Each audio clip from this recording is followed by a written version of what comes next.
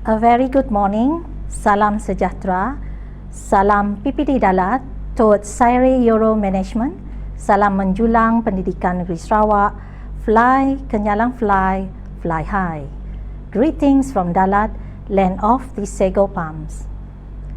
On behalf of Dalat District Education Office, I would like to convey my gratitude for the invitation to International Conference Educational Leadership and Management 2021 with the theme Resilient Leadership in the New Normal of Education. It is indeed an honor to represent my district as well as the Sarawak State Education Department to share our humble best practice, though I believe my sharings will be quite similar to others. My sharing will be on community and engagement, talking about the roles of community to ensure quality learning for students during pandemic COVID-19. Let me introduce myself briefly. I am Cikgu Magdaline binti John, Dalat District Education Officer of Melanau race. As you can see, the costume that I'm wearing today is the basic Melanau traditional costume for the ladies. I just came into office at the end of December 2019 with 31 years of experience, starting from an ordinary teacher. In 2004, I was the assistant principal for 12 years before taking up the post of principal of SMK Dalat in October 2014 and took office in December 2014. I was there for 5 years before being appointed as Dalat District Education Officer in November 2019. Just for the record, I am 4 times recipient of Excellent Service Award. Ladies and gentlemen, let me relate to you a brief description of Dalat. Dalat is one of the districts in the state of Sarawak. Sarawak is the 13th state of Malaysia and situated in the island of Borneo. Dalat is a small town with a population of 20,100 and its race is mainly Melanau, while Iban and Chinese are the minorities. The main economy is agriculture. Just for the knowledge, our unique delicacies are sago pellets, sago worms, and umai. Umai is actually a dish of raw fish marinated in lime juice plus other ingredients. My dear audience, under Dalat District Education Office, we have 29 schools, of which 25 are primary and 4 secondary. These are all rural schools with the furthest 240 km away, which is SK Baohulu, while the nearest is situated just beside the Dalat District Education Office. 10 schools are considered furthest as the mode of transportation is mainly by boat, and the furthest by river is about 180 km away, which is SK St. Luke Nangabo. Definitely the reception in this area is either slow or almost nil. Before I explain further, I would like to share our management theme, which is towards Sairi Euro. This is a tagline for Plan Pendidikan Pembangunan Malaysia 2013 to 2025, introduced by Datuk Sri Dr. Khair Mohamad Yusof, Malaysian Head of Director in 2014. Sairi is not pronounced as Sire, as it is an acronym of words which represent strong implementation, rapid execution. We hope to achieve Euro or excellent ultimate reach of an organization by the year 2022. Thus, how are we going to achieve our KPI? To achieve this, definitely we need to strengthen organizational leadership by empowering schools via continuous guidance and support to teachers. Teachers' potential will be optimized by inculcating professional learning communities culture either in schools or organization. Now, the new idea under Strategic Canvas for Data Analysis by Raza and Noor 2018, which is 5C1I, will expedite this process backed up by data, time frame, and adhering to current SOPs. We will focus on the sharing on C4 Collaborative, and this sharing focuses on the roles of community in ensuring quality learning despite the challenges during the COVID-19 pandemic due to strict SOPs implementation aimed to curb COVID-19 infection. We will be talking about the role of parents, community leaders, NGOs, local politicians, etc. Under the DTP 3.0, DO are required to provide support and guidance, and when we collaborate, we can achieve more compared to when working in silo. That is why I chose community engagement. Parents, PTAs, other government agencies, private sectors, local politicians, all can play a role. Now, under the Malaysian Education Blueprint 2013 to 2025, there are 11 shifts. We focus greatly on shift 9, partner with parents, community, and private sector at scale. Here, the schools are required to partner with communities to expedite the performance of the school. We hope there is a shift from school learning to system learning by engaging parents, the community, as well as the private and social sectors as partners in supporting the students' learning. Now, this engagement is most imperative during COVID-19 pandemic, whereby the standard operating procedures are administered. This allows close contact with pupils. International research has found that schools that engage businesses, civic organizations, etc., they enjoy benefits that include higher grades and lower student absenteeism. The year 2020, the world was hit by the COVID-19 virus, and it became a pandemic. The effect was so great that it implicated the students' learning. Schools in Malaysia closed on 18 March 2020 until June 2020. Now, during this period of time, home-based learning was introduced. The Education Ministry has been instructed to implement home-based learning initiatives throughout the Movement Control Order period by April 2020. Prime Minister Tan Sri Mahyudin Yassin said the initiative was to ensure education among children would not be neglected during the MCO period, which has been extended for another 2 weeks. This impacted on the minimum hours of face-to-face learning, and we lost about almost 3 months of physical learning. Initially, there were vague guidelines on home-based learning, but we in Dalat District Education Office, we held dialogues with heads of schools. This I will share in the later slides. When school finally reopened, we were busier actually adhering and reminding kids about 3W, to wash their hands frequently, wear their masks, and they are warned not to be so close contact with their peers. And they are to avoid 3 C's, which means congested places, confined places, and not in close conversation with their friends. When school reopened, we have to deal with the parents' fear of allowing their kids to attend school physically. Thus, there is a drop in percentage of attendance. There were also frequent lockdowns in some riverine schools, to name a few: SK Sungai Rasau, SMK Batang Igan, SK Sungai Pinang, SK Kampung Bungan. And this implicated the problem further. Teachers are making their efforts to make up for the learning deficit by having more hours after school. But the strict standard operating procedures, this allows students to be in school more than 4 hours. Teachers are worried about their own safety and the pupils' safety during the face-to-face learning.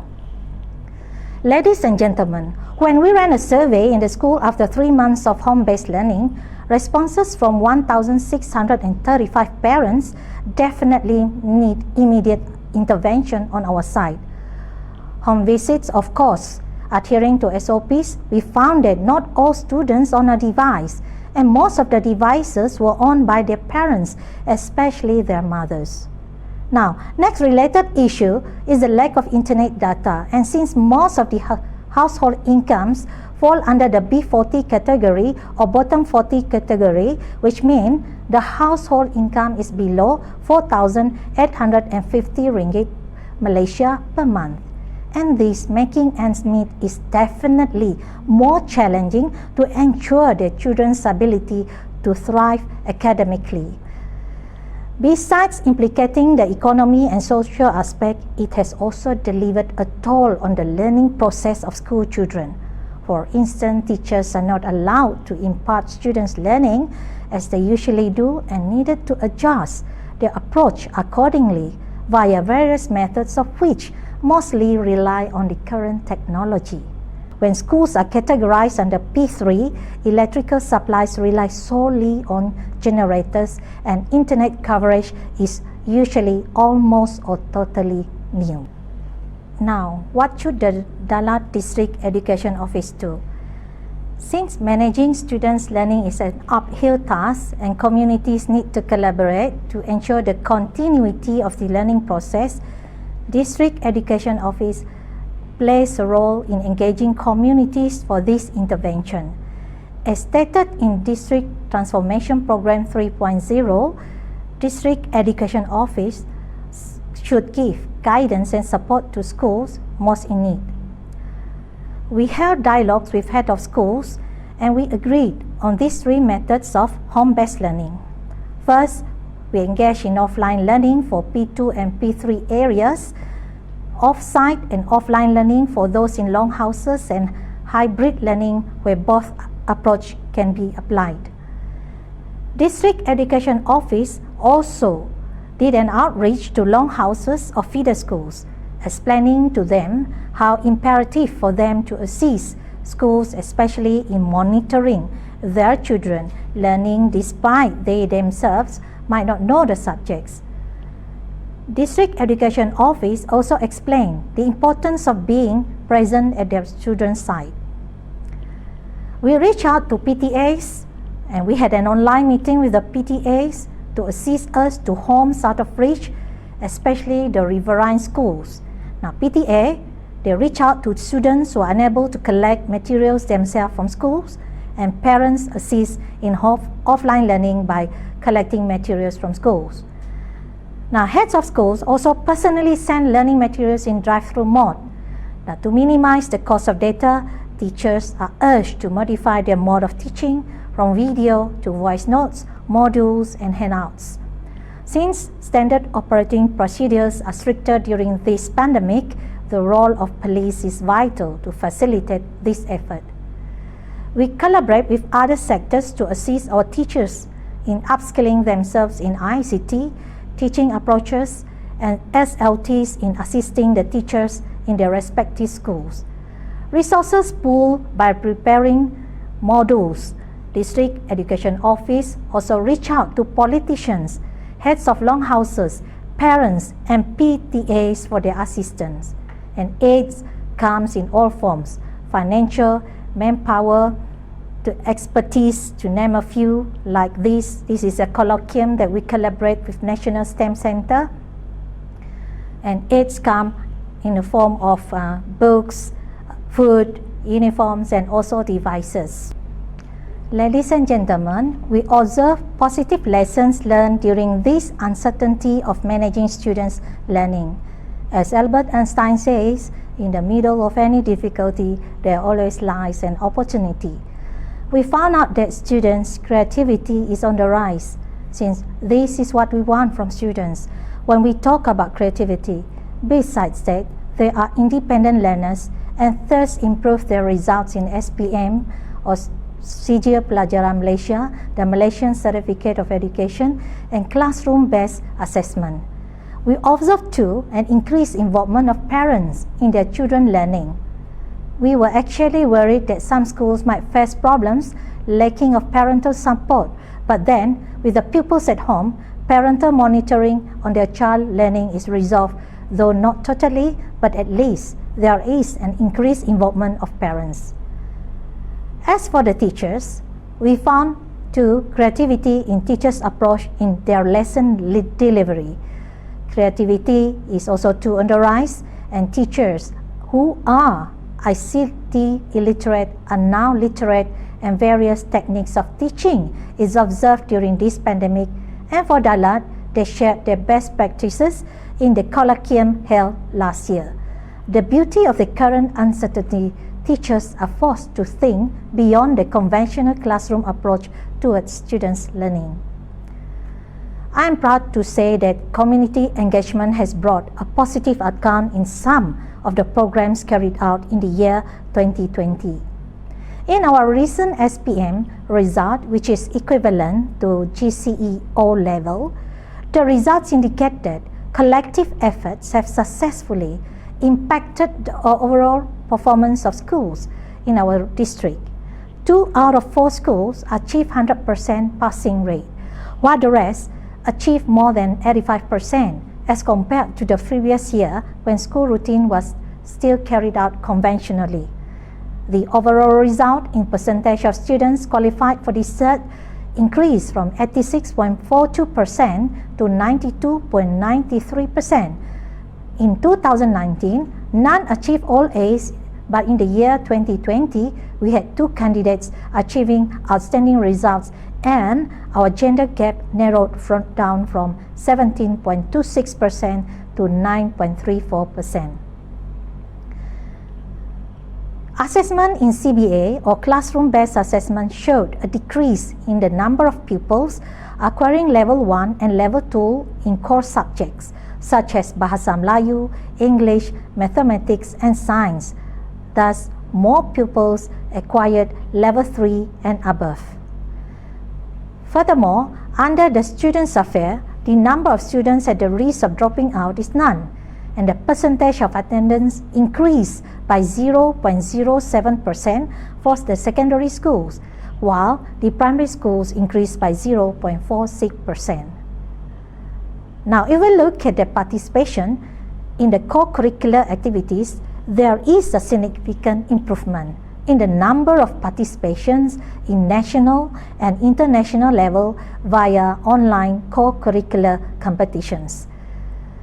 The following slides thereafter were all the initiatives and efforts needed to ensure quality learning for the pupils.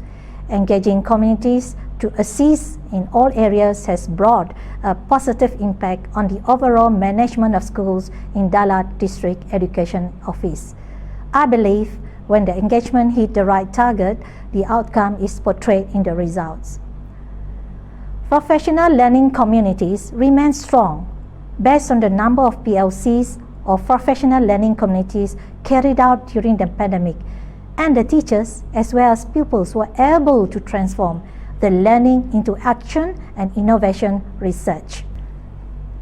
The attached slides display process of engagement into actions. These are the continuous guidance and support to schools that we went to.